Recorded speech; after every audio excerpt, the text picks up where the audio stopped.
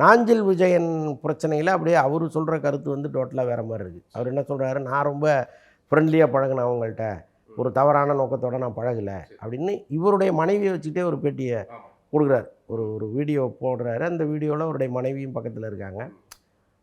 அப்படி பார்க்கும் பொழுது அந்த திருநங்கை அவங்க பக்கம் என்ன நியாயம் இருக்குங்கிறதெல்லாம் நம்ம அவங்க பார்வையிலேருந்து பார்த்தா தான் தெரியும்.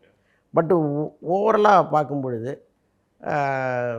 இது மாதிரி அவருக்கு மேரேஜ் ஆகிடுச்சு, ஒரு குழந்தை வந்துடுச்சு, அதற்கப்புறம் இந்த குடும்பத்தை போய் டிஸ்டர்ப் பண்ணாமல் இருக்கிறது நல்லது. ஏன்னா என் மீது தவறே இல்லை அப்படின்னா நீங்கள் வந்து என்ன வேணாலும் ப்ளேம் பண்ணலாம்.